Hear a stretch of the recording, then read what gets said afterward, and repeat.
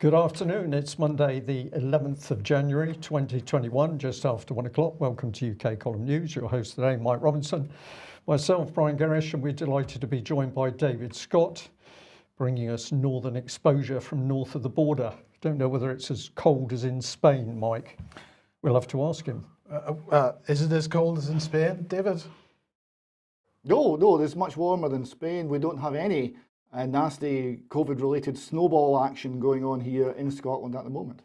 Okay, good stuff. Well, that's the good news for the news today. That's it. That's all you're getting. Okay, well, we're going to start off with a bit of video from Good Morning Britain this morning. Well, let's just have a listen to what they're calling for discussion about. Now, still ahead on Good Morning Britain, should people be rewarded for snitching on their neighbours who break lockdown rules? We've heard calls from Dr. Hillary this morning about taking things more seriously because we are in such a serious situation. But should we incentivise people by giving them money? What is it we're calling it? Riches for snitches. What do you think of that? Our director came up with that. Particularly pleased, I think he is. Let us know what you think. Get in touch on Facebook. When it doesn't Twitter, work out here, he's got a future as a headline writer in the tabloid. So he's very excited about it. Well, they're all very excited, Mike. They're very excited. I find it staggering that that is the type of conversation that's being presented in those terms, in the sense that it was all very jolly and jovial and jokey. What do you think about it? What they're really promoting there is the idea of a Stasi state, where, well, of course, lockdown policy has made sure that people are now reliant on the state for their income in many, many cases. People are struggling. And so if they're thrown a bone, as it were, any opportunity to earn a little bit of money, this is going to be tempting for some people. And I think that's a very dangerous direction to be heading in. Yeah, also fascinated with the journalists, Mike, because what is it about these people? Unbelievably naive. They're supposedly there researching, investigating, analysing what's happening around us for the news. We are marching into a police state and they're laughing and joking as if it's some cartoon show unfolding around them. Yes, David, welcome again to the programme. What are your thoughts on this? Well, the tone they're bringing here is the tone that we would use discussing, which star should win on Strictly Come Dancing and what's the latest soap opera. This is everything's reduced to this trivial level. But you see underneath that, the message is, well, we're not sure if the public's going to buy this, but it's time to talk about it. We're going to have a debate. Britain has reached a point where we can have a debate about whether we should be paid for informing on our neighbours, or whether we should just do it for free. That seems to be the two ends of the spectrum that are being offered here. Indeed. Yeah. Okay, well, let's move on to this then, because Swansea University is developing the world's first COVID-19 smart patch. Everybody should be extremely impressed by that. A smart patch vaccine that will measure effectiveness. So what they're saying here is that researchers are developing this. It's from the Institute for Innovative Materials Processing and Numerical Technologies, and the acronym for that is IMPACT. They're going to produce the vaccine through the use of introduce the vaccine through the use of microneedles to create a smart patch. It will simultaneously measure the patient's inflammatory response to the vaccine by monitoring biomarkers in the skin. And they go on to make the point that microneedles are tiny needles. Their tips are measured in millionths of a meter, designed to break the skin barrier and deliver medicines in a minimally invasive manner. A classic example is the transdermal nicotine patch that delivers nicotine through skin to help people give up smoking. And they say that these microneedles provide a safe and effective method to deliver vaccines with added attributes of requiring lower vaccine doses, permitting low-cost manufacturing, and enabling simple distribution and administration. A microneedle delivery patch is easy to apply and minimally invasive. Combined with the proposed measurement capabilities, this new vaccination system would help a personalized vaccination approach. So you get a personalized vaccination approach. But David, it's no harder than stopping smoking, is stopping COVID. Well, what can we say? We are also going to know whether it's been a successful dosage or not. About this, Mike, I saw earlier that they gave the vaccine to a nurse and she had a severe acute allergic reaction requiring immediate resuscitation, and that the advice was that vaccines should only be applied, these vaccines should only be applied where resuscitation facilities are on hand. How can we have a personalised approach in a nicotine patch-like vaccine delivery system if that's a risk? That is a very good question, and of course it follows on with the idea of whether vaccination would be mandatory or not, as we'll come on to in a second. But did you have any thoughts on that? Well, it's just nobody is actually telling the truth about the vaccines at any level within what we can loosely call the mainstream media. The government's not telling the truth, the BBC's not telling the truth, the companies, the development companies themselves are not telling the truth. So at the moment, the truth is out there with ordinary people who are researching and seeing what other scientists and experts are saying across the country. So we've got now a lockdown on truth in the media as far as the vaccine is concerned. Well, we'll come on to more of that a little bit later, but the question of whether vaccines have been mandatory or not, of course, is one that's been discussed on this programme and many others over the last number of months, and the government maintaining that it will not be mandatory. Our argument has been, well, perhaps they don't need to make it mandatory in a legal sense because the corporations are going to do that for them. Well, here's perhaps another example of that. This is Eden Brown Education. This is a recruitment company for schools and colleges, and they have been advertising for a new job. Let's have a look at it. Here it is, COVID administrator. This is for a further education college in Greater Manchester. The college itself is unnamed, but let's just have a look at the text here. If we blow this up, you will be expected to carry out all aspects of administration, in particular relating to the COVID-19 vaccination, that all students will be required to have before returning to college. And David, this is pretty much what we suggested was going to happen, that people are going to be, as a condition of getting healthcare or a condition of getting education or a condition of having employment or a condition of being able to go to the cinema or go to the gym or go to any other activity that you want to do that involves some kind of corporate entity, that the chances were that through the terms and conditions of that organisation, the vaccine, which may not be specifically mandatory in a legal sense, would be mandatory in a contractual sense. Yes, we have in the, as a kind of spin-off of the American Revolutionary War, no education without vaccination. Yes, very good.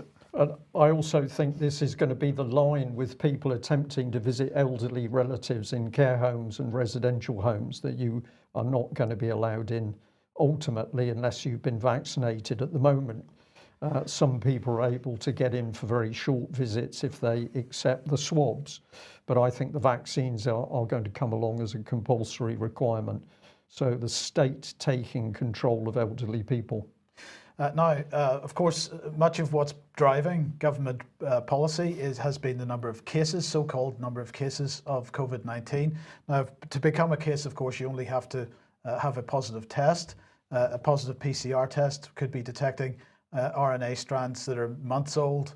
It doesn't mean you're infectious. It doesn't mean that you've actually got any kind of disease. And of course, up until this point, the government has been saying absolutely you may not go for a COVID test until or unless you actually have symptoms. Now, last week on Wednesday, we were making the point that at least in Teesside, there was a testing hub being set up for people without symptoms. Well, this is now, you'll be glad to know, being rolled out across the country. So community testing, the government is calling it an offer to local authorities. The community testing offer is going to be expanded across all local authorities in England to test people without symptoms. Rapid regular testing for people without symptoms will be made available from this week to 317 local authorities. And they're saying that expansion of asymptomatic testing will identify more positive cases of COVID-19 and ensure that those infected isolate, protecting those who cannot work from home and our vital services. This is government's words. This programme is crucial given that around 1 in 3 people have coronavirus without displaying any symptoms. That's their claim. But of course, what's the outcome of that going to be? Because people that are going without symptoms, unlikely to have COVID-19 themselves are going to end up being in the receiving end of false positives and so on, and we're going to find all kinds of extra numbers of cases appearing out of nowhere. And what is that going to achieve, David? That's going to achieve more drive towards the policies that government has been pursuing already, lockdown and such like. Yes, the key phrase is we're following the science, and you know someone doesn't understand science if they use the phrase the science, and that means all they need is some figures, however flawed, however incredible the figures may be, to justify more lockdown, and that's enough to roll this out at this stage. Such is the fear in the country, such is the surrender of all the institutions that are meant to protect our liberty. It will only require some figures, flawed figures, unreliable figures they may be, but a few statistics to remove yet more of our rights. Well, removing more of our rights, removing more of our assets as well, because the government has announced an expansion of the Dormant Assets Scheme.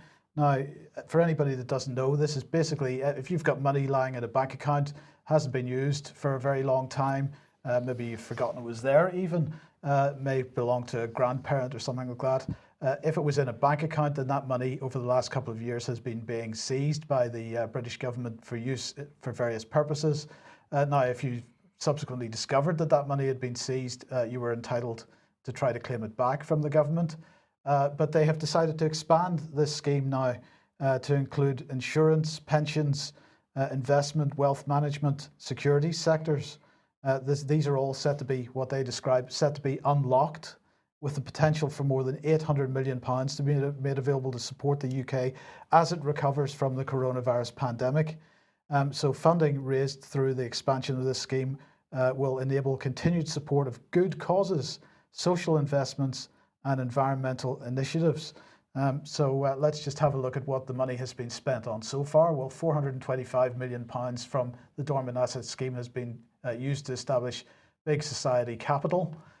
We've got £96 million for Fair for All Finance, £90 million going into Youth Futures Foundation, £40 million into Access, the Foundation for Social Investment, £10.4 million going into Engage to Change project.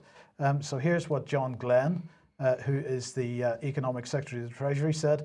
And David, I'd be interested in your thoughts on this, because apparently the expansion of the scheme will mean that more people are reconnected with their assets while the government is busy stealing them. I'm not quite sure how that works. What he actually said is will mean more people are reconnected with their assets whilst also making more money available for good causes.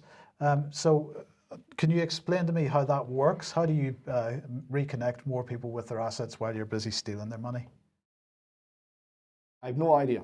I have no clue how that works at all. But I would say that it sounds like they're going to be buying the loyalty of a great many more people and using them to promote social change. So we're going to have an even larger army of change agents paid for by stolen pensions. So that's nice. Yes, and Brian, most people think Big Society was a Blairite idea, which David Cameron maybe ran with a little bit, but it's sort of been forgotten about. And the exact opposite. Big Society was put in place in the background, and of course one of the key things, as David has just highlighted, is Big Society was there to engage hundreds of thousands of young people to get them doing work which the government thought were the right things to do. So this was cultural Marxism by the back door.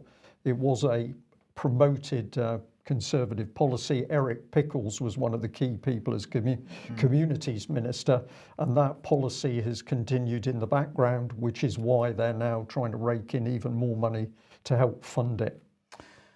Well, if you're in any doubt about what the government thinks with respect to coronavirus and COVID-19, well, there's a new advertising campaign has been launched. I don't know how much money it's costing, but we're seeing graphics such as this. You've got to act like you've got it. The new COVID-19 variant is spreading fast. We all need to play our part to stop the spread. And of course, that was followed with a TV advert with the wonderful Mr. Whitty, Professor Whitty, whatever he is, because the NHS is under such massive pressure that it requires a national advertising campaign. Now, what fascinates me about this particular advert is that, of course, Professor Whitty wasn't looking at the camera as he was reading his script. He was reading off to the side. So I guess that's because they couldn't afford an autocue of some kind, of any kind. So what was interesting was that I got a communication from one of our viewers, and thank you very much for this, saying this. Last night on BBC News at 10, they ran a report on a temporary morgue in Surrey.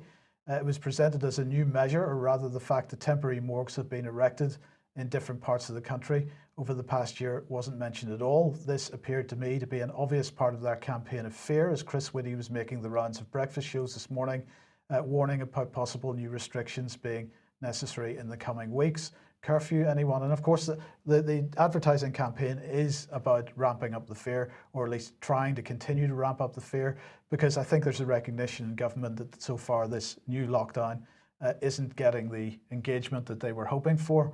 But anyway, they're talking about morgues, temporary morgues. Now, there is a temporary mortuary in Plymouth. It has been here for about a year now.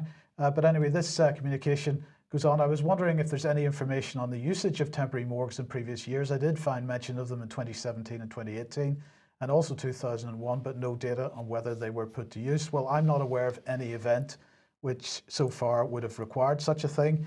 The government's claim has been that coronavirus would require such a thing, which is why some of these temporary mortuaries have been set up. But the fact is that the government has been prepared for what they're calling a mass casualty, a mass fatality event for many years. This is a freedom of information response from the government on the procurement of national emergency mortuary arrangements, overview report for Commercial Directorate.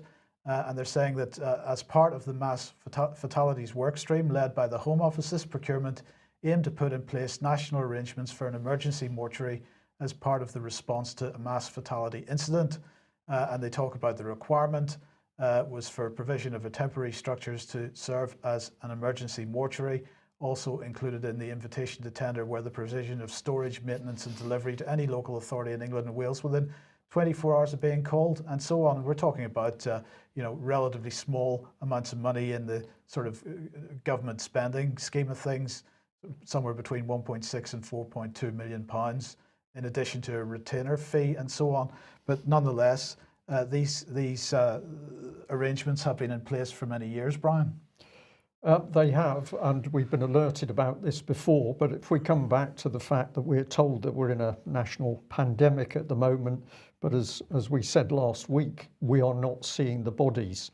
And if this pandemic was as dangerous as the government says, then surely everybody in the country would be witnessing somebody coming out of their house in a body bag. Sorry to get into some pretty heavy language, but this is what supposedly we're dealing with, a pandemic which is killing hundreds of thousands of people. We're not seeing the evidence. So what is the promotion of this all about? Exactly. Fear, absolutely. Yeah. So here's Boris, and of course he is also promoting fear, the idea that the hospital's under more pressure than at any other time since the start of the pandemic is what he's saying. Now on Friday, we showed this graphic. Bed occupancy in England.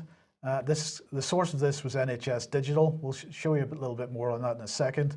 And we're making the point, if we look at the occupancy percentages this year compared to last year, that in fact occupancy was significantly below last year. So the question is, where is all this pressure on the NHS coming from? Well, interestingly enough, on the NHS Digital page that provides the data for this graph, they provide a caveat.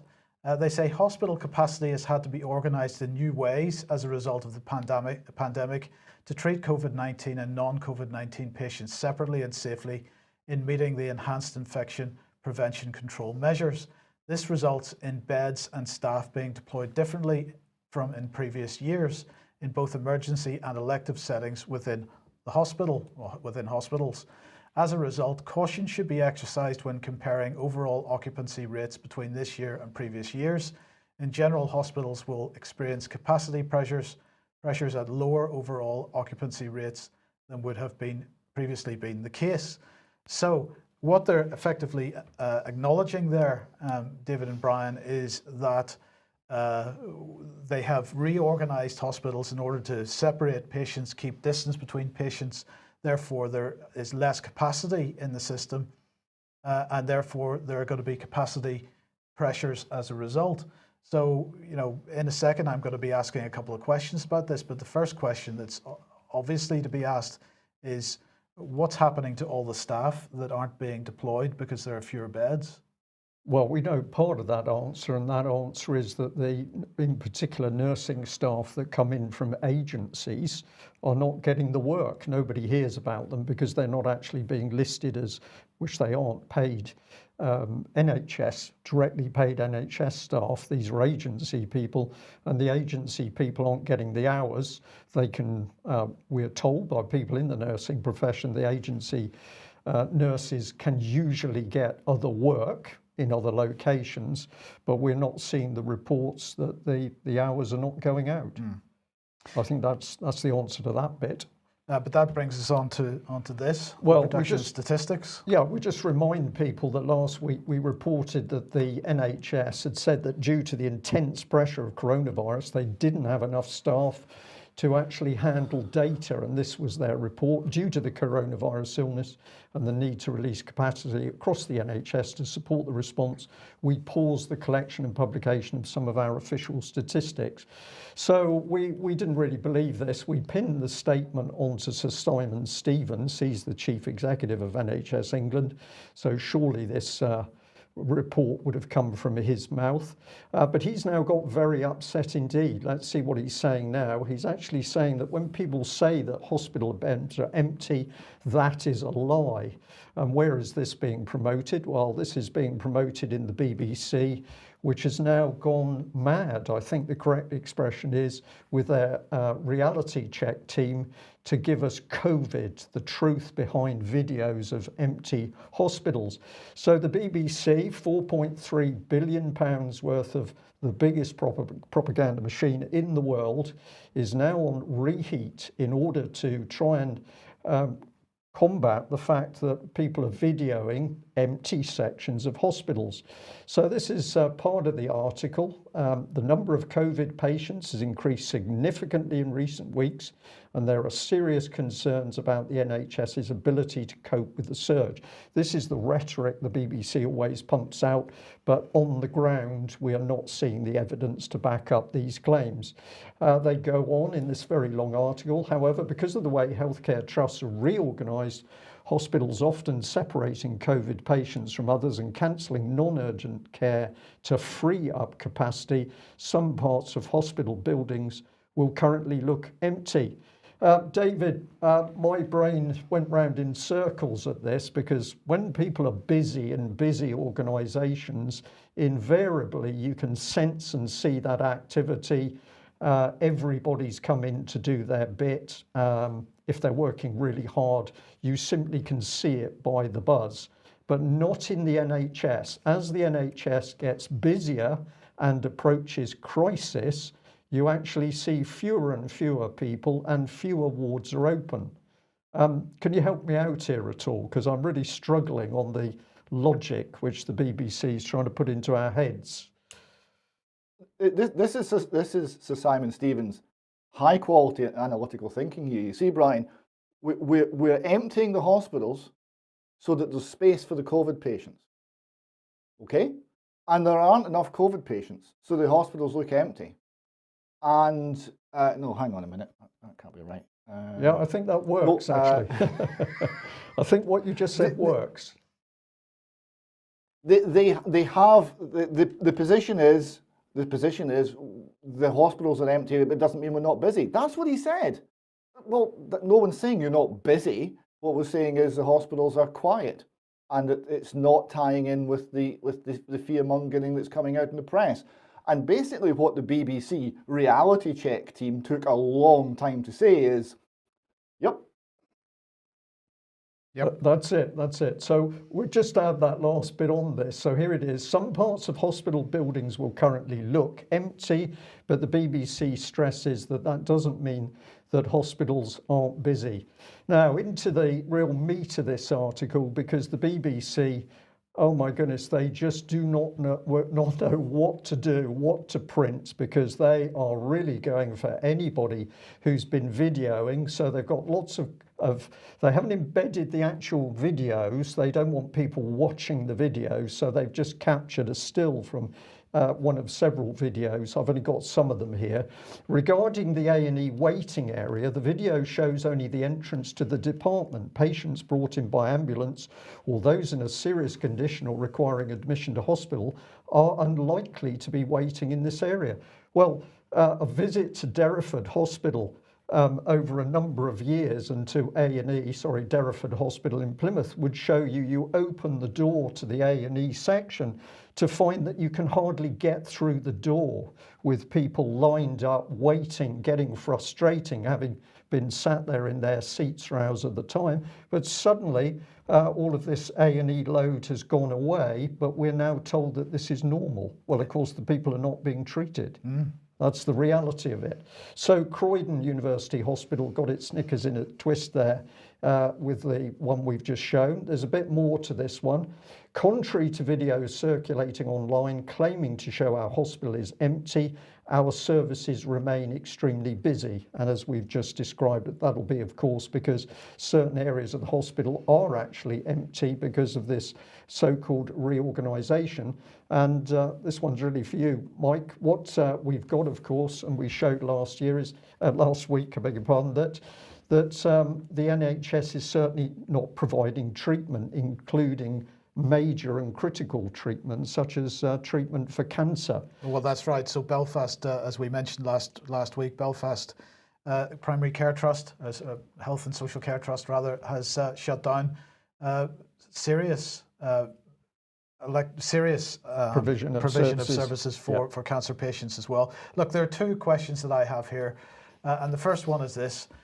If the hospitals have less capacity because they've shut down beds and shut down wards, then they've obviously removed some staff. Perhaps those are agency staff, and so the permanent NHS staff wouldn't necessarily notice that.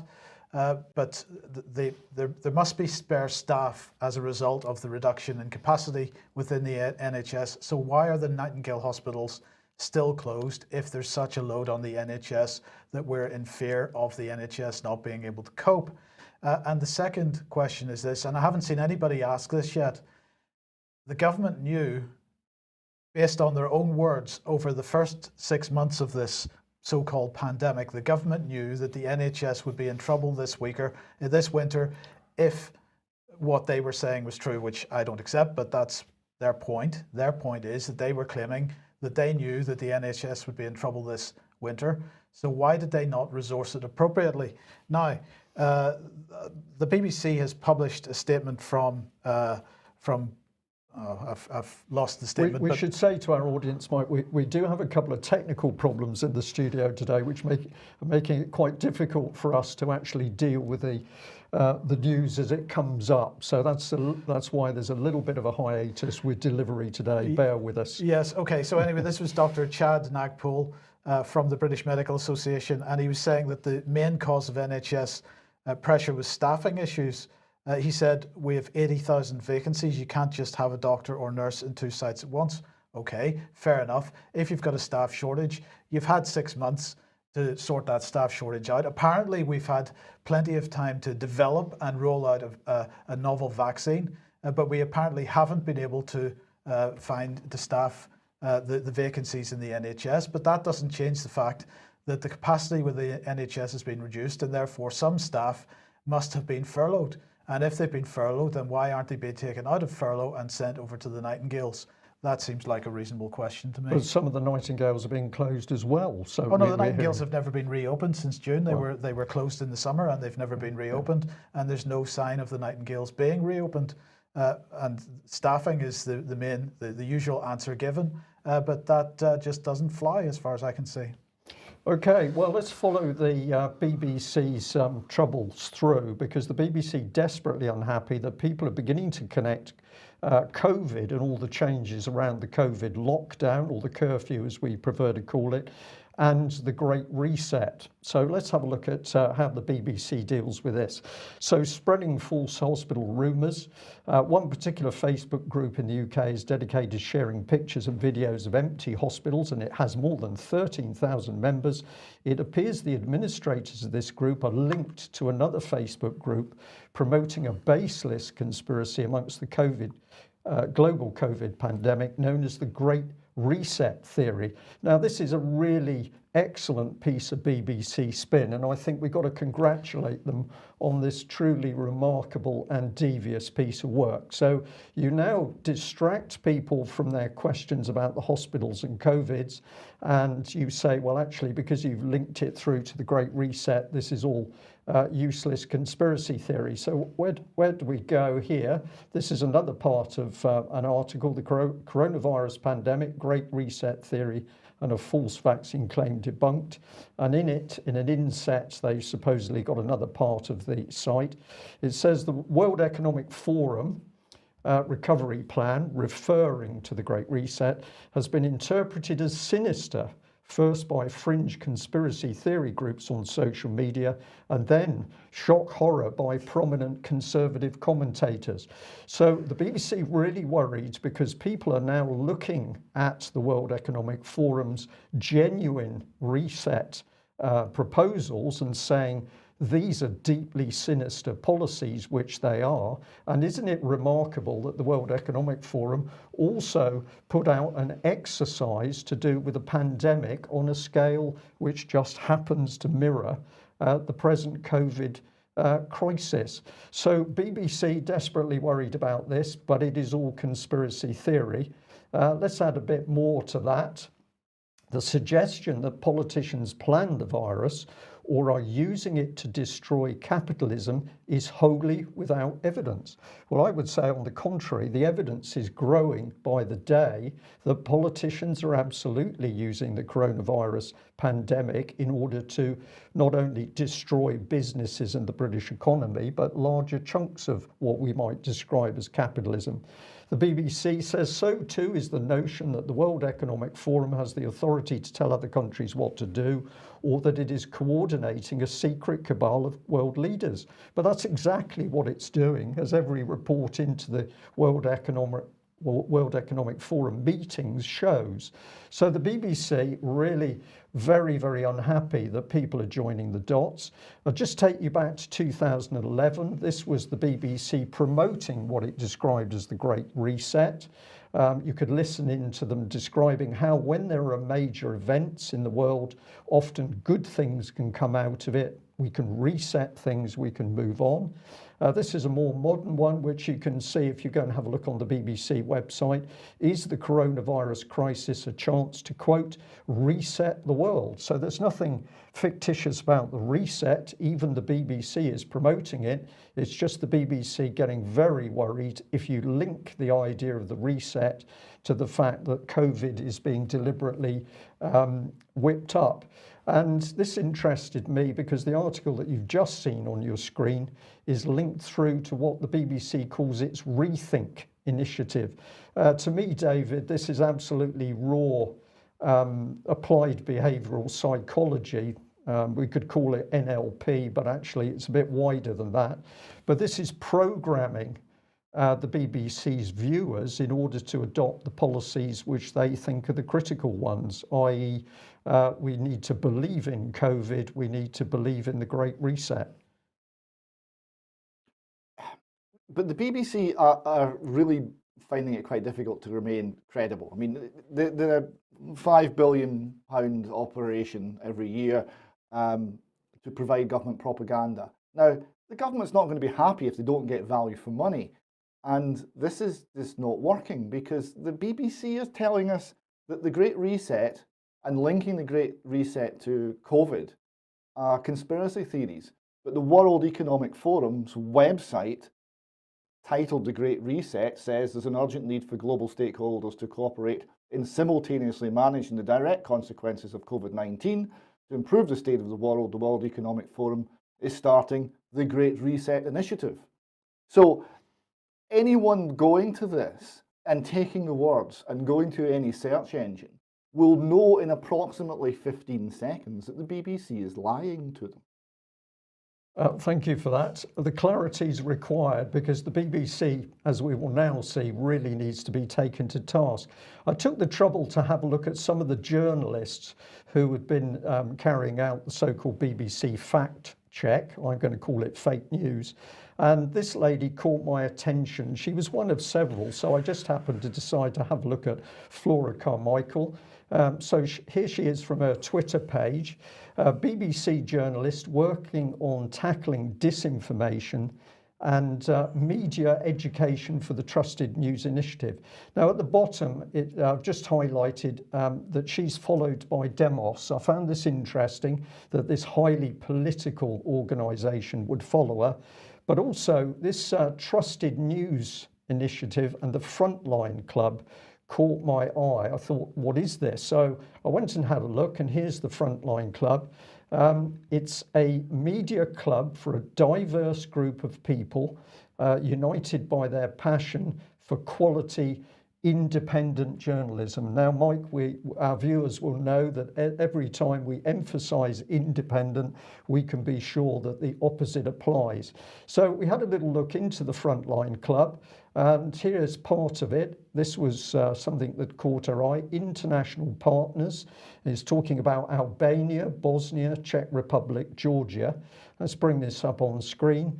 And if we have a look, the Frontline Club Charitable Trust partners with NGOs, media centres and independent coordinators across Russia, Turkey, Central and Eastern Europe to deliver a year-round programme of documentary screening, journalistic training and public discussion. So this is very like BBC Media Action, perhaps? Very like it. And just before I respond to that, the project is currently supported by a grant from the Open Society Foundation's programme on independent. So George Soros, the billionaire who's manipulating in every democracy around the world with his colour revolutions and general subversive activities, happens to be funding the organisation this young BBC lady is involved in. Now, to make sure that we've done our homework, we had a look on her LinkedIn page. Here she is. And she's responsible for media education lead at the BBC. So this is the lady teaching the whole country what is really real, what's true, what's not true, what's politically correct. And if we have a look at her background, this is her linked into the Frontline Club Charitable Trust. So from October 2011 to 2013, she was manager. But before that, still really in diapers after university, back in 2009, she was suddenly interfacing with talks, debates and documentaries with NGOs across the Russia project. And it says again here, founded by the Open Society Foundation. So this lady clearly cherry-picked. And what have we got really? What is her allegiance? Is it the BBC and independent news, or is she actually something different? So let's go on a bit. Here's her background: University of Oxford, British school in the Netherlands. Now I think she's actually Dutch, or she comes from a Dutch family. She's an internationalist. She's been educated as an internationalist. And then we find something else, that here she is as part of the British-German Forum as an advisory board member for Wilton Park. Now, if you don't know what Wilton Park is, please do go and research it. I knew what Wilton Park was, but I didn't know what the British-German Forum Advisory Board was. So I went and had a look. And here we are. Now, what are they saying? In 2019, they're looking at globalization. Can it still work for all? So this young BBC journalist is involved in this deep political area. And if I blow up the text here, the aim of the forum throughout its 34-year-old history has been to strengthen the bonds between the UK and Germany and promote partnership amongst future leaders, interesting terminology, usually aged between 25 and 35 in both countries.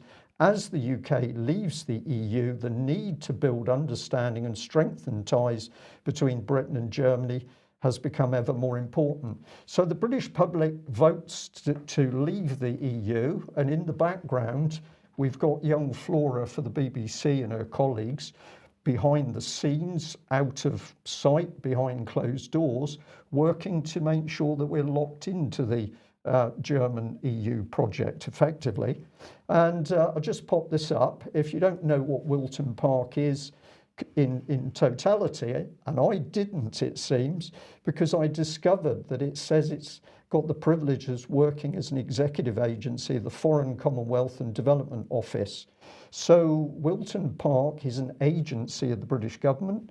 The BBC journalist is involved with it, but apparently she's independent. And she's promoting independent journalism overseas, particularly in Russia, which is exactly where the Foreign Commonwealth Office has been so keen to counter what they describe as disinformation.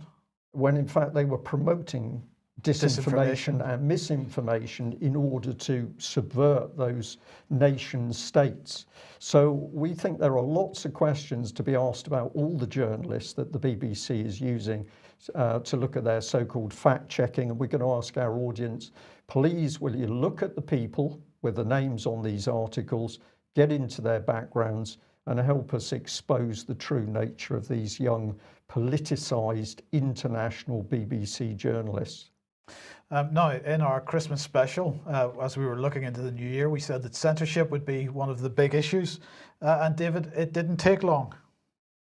It did not, and they started with, well, a big fish. Donald Trump has been silenced on social media, most famously on Twitter. Twitter here managed to make their share price drop 7% by banning the Donald on a permanent basis. The reasons for doing this were, shall we say, a little tortured. They write here, President Trump's statement that he will not be attending the inauguration is being received by a number of his supporters as further confirmation that the election was not legitimate, and is seen as him disavowing his previous claim made via 2 tweets by the Deputy Chief of Staff that there would be an orderly transition on January 20th. So Donald Trump's been banned for how some people are perceiving his words, not actually for anything he tweeted. That's interesting. They go on. The second tweet also serves as encouragement to those potentially considering violent acts that the inauguration would be a safe target, as he will not be attending. Now, this is what we call a baseless conspiracy theory. So that's what the ban is based on, is Twitter's own baseless conspiracy theory. Moving on, the use of the words American patriots to describe some of his supporters is also being interpreted, doesn't say by who, is also being interpreted as support for those committing violent acts at the US Capitol. Now, this is bizarre because Donald Trump explicitly called for peace and non-violence and respect for law and order. I saw all the tweets, I saw the statements. So this is just lying to justify their ban, and also using the word American patriots as a smear. This struck me as a sort of dialogue you would get from a stereotypical red coat baddie in an American Hollywood B movie. But no, it's now Twitter reasons for banning free speech.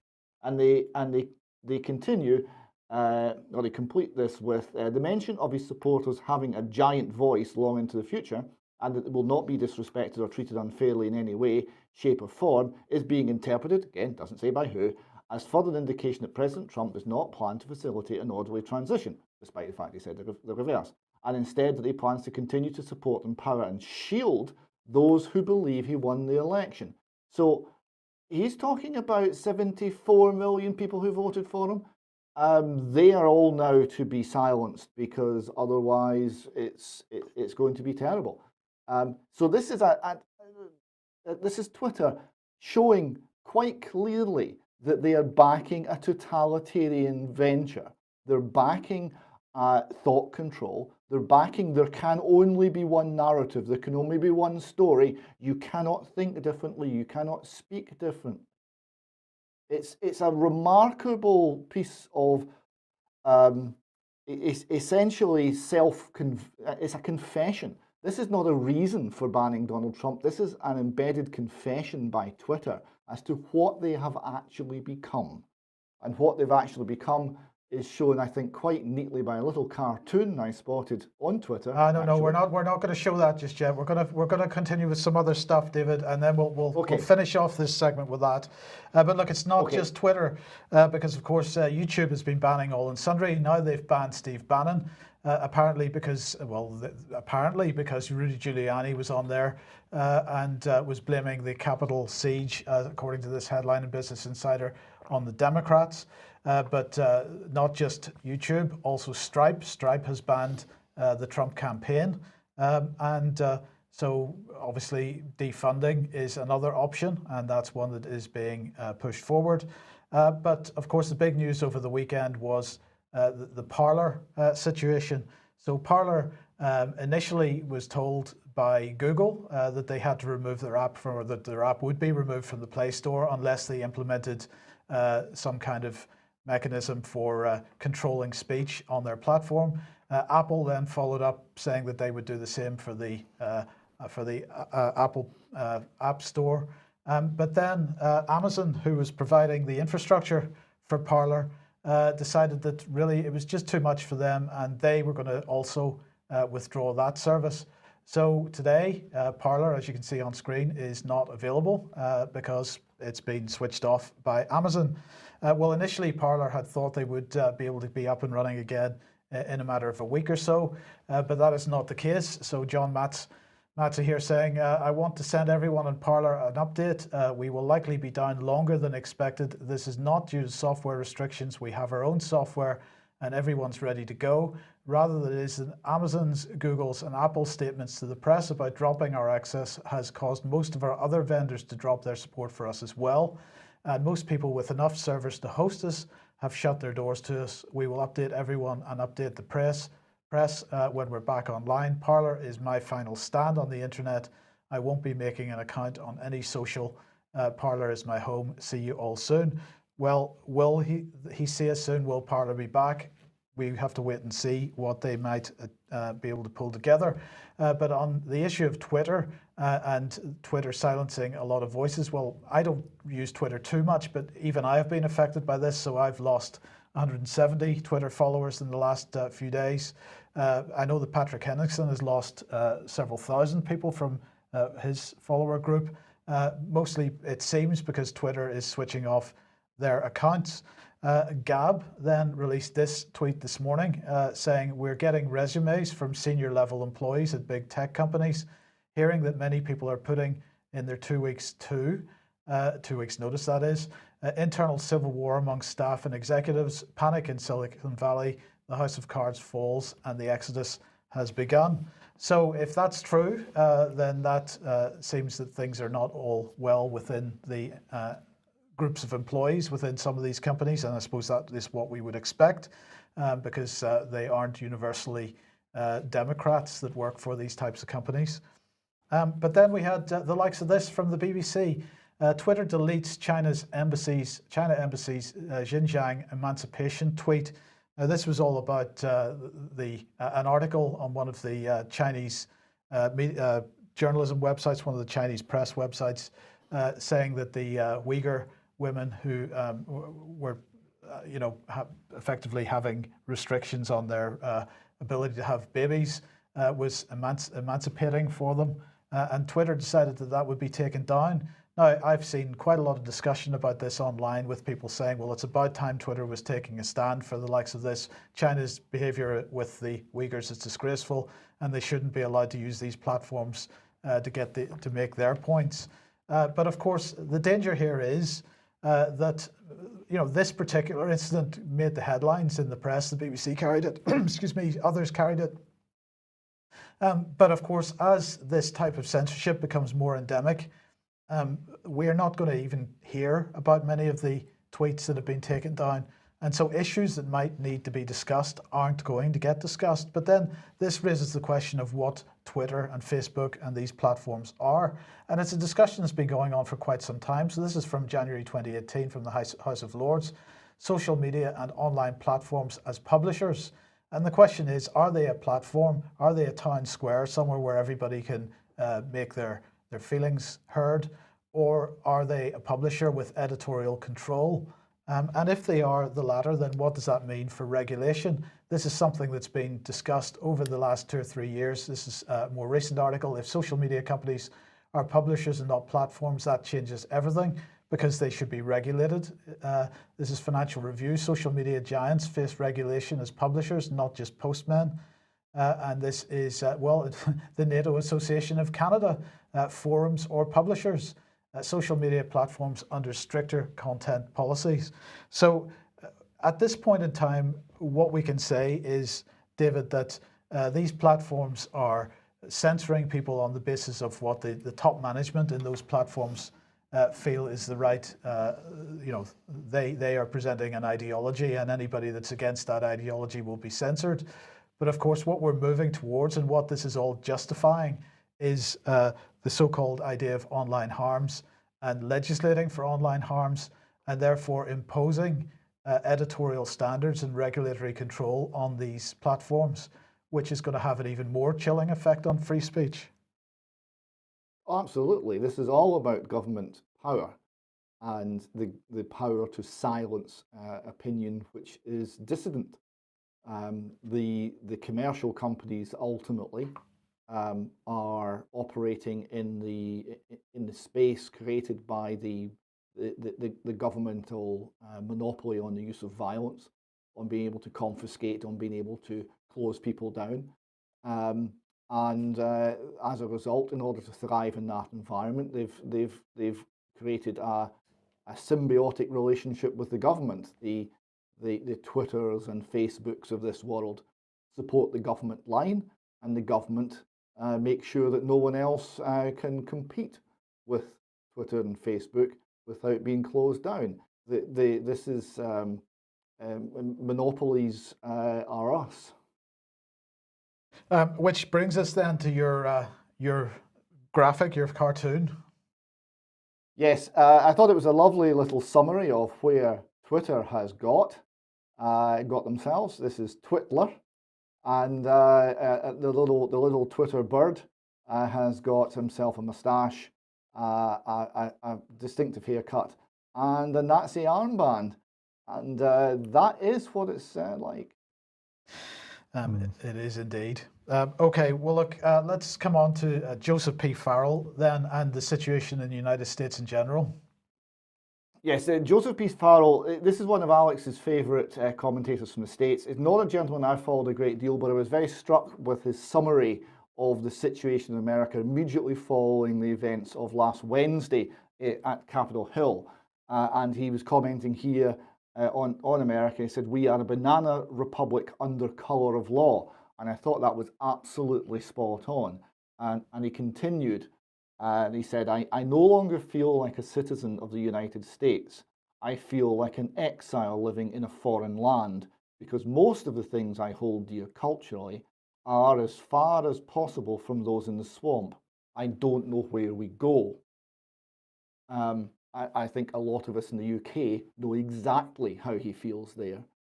And he continued on, and he said, I do know that any way forward must take an honest, thorough moral search of the foundations of the culture, and more importantly of this country and its polity. We can take a look at the Constitution, but we must realise that the Constitution itself may be part of the problem, and no one recognises that better than Rothbard, referring to Murray Rothbard, the Austrian economist and libertarian scholar.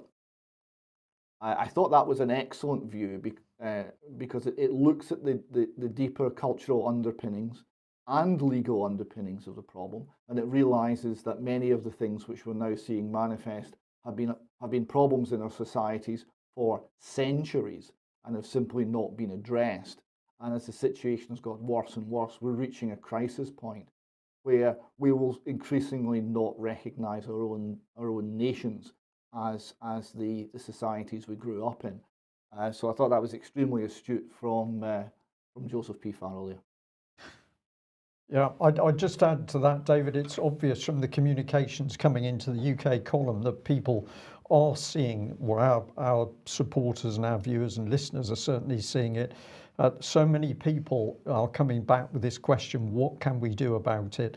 And I think we really have got to push the idea that any any little chink that you see that really upsets you, that's your passion, that's the one that you've got to challenge on. You've got to be writing, you've got to be pushing, telephoning, challenging the MPs, challenging the local councillors, talking to people.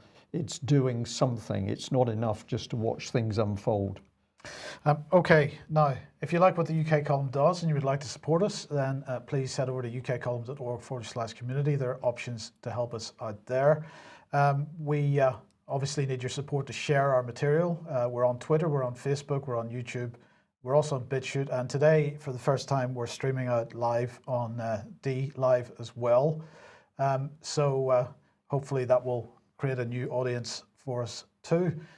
We will get the details of that up. This is basically just a pilot today to see that it works okay. It seems to be streaming quite well. And hopefully we'll get a larger audience on that channel as well. Yeah. But David, what's been going on in Scotland? There's a March for Freedom going on today. There's a march underway as we speak from Holyrood to Bute House, which is Nicola Sturgeon's official residence in Edinburgh's Newtown. So a few hundred hardy souls are marching to pronounce that they do not wish to be slaves, and they do not wish to be afraid, but they wish to be free. They have the company of a great many police officers from Police Scotland. So this is a photograph taken around about lunchtime today, and the comment that we got from our correspondent on the ground was there were 18 or more riot vans, 1 car, 5 bikes on the route. Total intimidation. So we will see what Police Scotland will do with all of those resources against what is an entirely peaceful march, simply calling for the restoration of our ancient liberty. But the police response getting a bit harder. So this is the Mail Online. New COVID crackdown begins. 4 people are fined for going to McDonald's together. Officers stop cars to quiz drivers. And masked cops arrest 28 activists for breaking lockdown rules during London protests. Yes, so all across Britain we're seeing this. We're seeing an increasingly hard line being taken by the police. We covered this, and we might talk about it a little more. We covered it on Friday, looking at the raid on an Aberdeen house. And we're seeing it all across the country that things are getting harsher, but not as harsh, it would seem, as they are going to get, because the government has been speaking about a yet tougher lockdown. So here it says, number 10, again the Mail Online, number 10 considers a tougher lockdown with curfews, exercise limits, compulsory masks outside, no support bubbles, nurseries shut. If COVID cases keep rising, amid suggestion people may only be allowed to leave home once a week. So essentially there is no limit to the amount of oppression that we will get, and it's entirely unconnected to any actual harm from any actual disease. This is simply threatening, bullying and cowing the public so that they spend all of their times terrified and locked in their own homes for fear of their police force. And I raise again the issue of asymptomatic testing. So they are now going to encourage people to get tested whether they've got symptoms or not.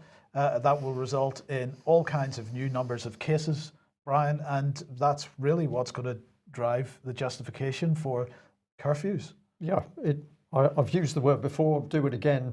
Overall, when you analyse what's happening with COVID, it is a scam. Is there a virus? Yes, there's no doubt about this. Have some people died? Yes. But is it the pandemic on a scale, and has it got the danger? The government says the answer to that on their data must be no. It's a scam. Absolutely. So, David, we've got a new article on the website, Lockdown, a Police Constable's Perspective. Yes, this is it's an open letter by a police constable who has to remain anonymous because of the environment in which he and we all exist. It's a very inspiring letter that shows the quality still left within the police force. It finishes with the following paragraph. For the time being, he writes, I will do my best to resist the rapid and destructive changes to the job that I felt called to do, to make the world a safer and more peaceful place, and to serve the public without fear or favour. I do not know how long this resistance can last.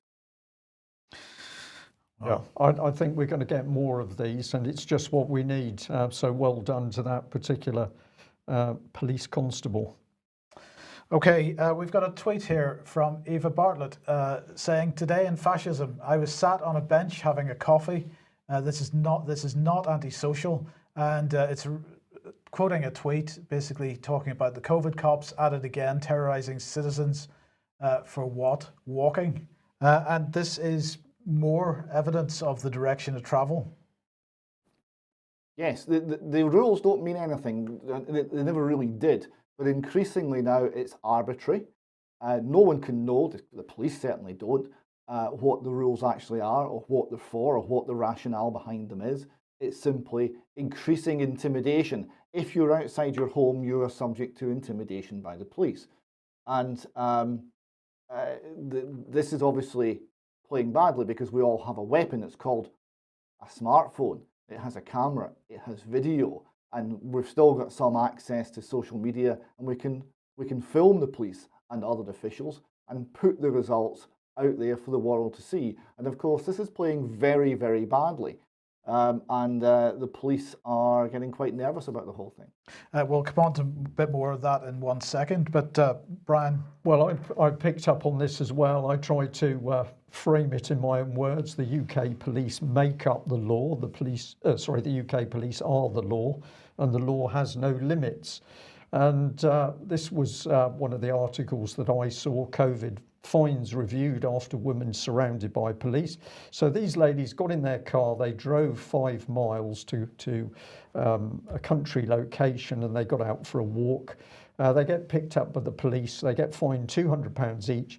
Derbyshire police initially said driving to exercise was, quote, not in the spirit of lockdown. So we've now got law being driven by a spirit, David, and of course I think we'd have to assume that that's a pretty dark spirit. Just to update, there was then guidance came out from the NPCC over the weekend, which told the police not to do that anymore. And so Derbyshire police then subsequently issued a statement saying that they were going to be a bit more sensible about how they were managing people going to country locations. Well, my response to that, Mike, is okay, good in a way, they've stepped back, but everything the police do at the moment is either vicious and brutal, or it's confusing because the public don't know how to respond to them. And of course, this is the psychological attack on people. We are going to be covering this a lot more in the coming weeks on the UK Column website. But this is a psychological attack to create fear. And as a psychologist said to me, people are being taught a learned helplessness. So if we follow on and we're going to be locked in our houses and only allowed out once a week, we are going to be like the proverbial scared rabbits if we allow it to happen.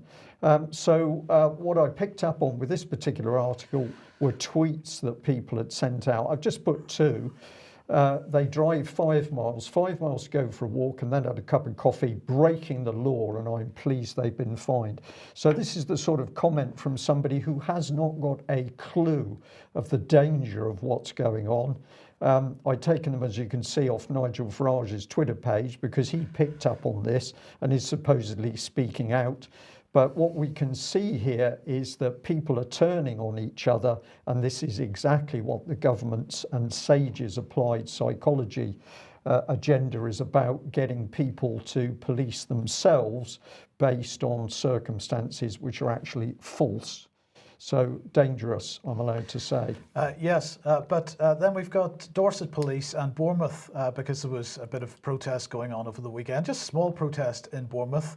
And the police made some arrests because apparently people were being very badly behaved and were refusing to give the police their personal details. So there were a few arrests. The police, however, obviously getting a little bit sensitive about the potential criticism that they've been receiving. And they've decided to try to turn it in the other direction and blame the protesters. So this was the Assistant Chief Constable for Dorset Police. We believe this video was planned, staged, managed and recorded by members of a protest group who turned up in multiple areas, several of whom refused to engage or provide their details. If people refuse to give their details in such circumstances, leaves officers with little option but to arrest until details are established. Our officers would only arrest as a last resort, he claimed. He said it was clear that the group was deliberately organising their activities, walking around in twos and then trying to come together in a flash mob style approach as they've done previously. This activity went on for a couple of hours. And I have to say, David, this is absolutely disgraceful that people would bait the police in this way. We shouldn't be encouraging this at all. Well, the thing is, you were talking earlier about psychological intimidation. How did this man finish off, Mr. Vaughan? I added, our country is gripped with infections, and yet these irresponsible individuals have ignored what is being asked of them, and have left their homes to protest. Shame on them. So they're trying to shame, they're trying to use shame, which is a psychological weapon. They're trying to use the public to engage with the protesters and police them themselves. This is all an attack on how we think. This is to make sure we can no longer think free. Yes. Now, look, we're going to move on to the Aberdeen incident that we covered on Friday's programme. We don't have time, David, to show the video, but just bring us through this. This is the Mail's coverage. 3 people are charged with assaulting police after officers entered family's home. We did mention this on Friday, but you've got a bit more. Yes. Let me just get to the right point. Now, yes. So this is a spokesman. This is the police response, right? A spokesman said, we received a complaint from a member of the public regarding a breach of coronavirus regulations at a property in Aberdeen around 11:20 p.m. So it's late at night on Wednesday the 6th. Officers attended and 2 women, aged 18 and 48, and a 43-year-old man were charged in connection with assaulting police officers and threatening and abusive behaviour and will be reported to the Procurator Fiscal. Now, I'd have to say, this is the sort of assault where you assault someone's fist with your face. We all saw the video, right? And this is the importance of having a smartphone and videoing the police and other public officials. We all saw what happened. We saw where the aggression was coming from. We saw the home invasion. We saw the fact that there was no party. There was no reason for the police to be there. And they just escalated and escalated and escalated. And the violence was started by the police. Yeah. We saw it on video. Now, it then went to the Chief Constable, Ian Livingston, for his comment. And it got worse. So he announces a probe. He orders a probe into the viral video of the police incident. He's going to investigate the circumstances surrounding the confrontation between the police officers and the occupants of the property in Aberdeen. And then he says some quite concerning things. He said, as things stand at this time, I'm satisfied about the legitimacy and proportionality of the police response. Now, that's worrying because it clearly was disproportionate. So that says right away that the Chief Constable in Scotland is not able to protect the Scottish public from violence by his own officers. So that's a problem. And he then continues, adding, police did respond to concerned calls. Notice it's now plural. From members of the public. We've got more people reporting now. So that actually contradicts the previous report from Police Scotland. That's worrying because it's not clear as to whether Ian Livingston is in fact exaggerating for effect here. About what appeared to be an ongoing house party. That's just that's not credible, I'm sorry. Officers then attended the address that they had identified and spoke to the occupants. Now what's come out of those circumstances is that 3 adults have been charged with crimes of violence and crimes of public disorder. Again, not credible, we've seen the video. Saying the incident is also recorded by police body cameras, the Chief Constable continued, I would urge everyone to exercise caution when you see partial coverage of a particular event. Do not read into things you can't see or make inferences that are not clearly there.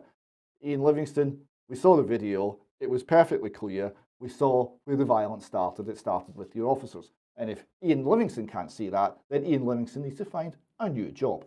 Right, David, however, just to interject there, there's something very devious that he's doing, because when you've got police with body cameras, invariably those body cameras are actually filming the people directly in front of the police.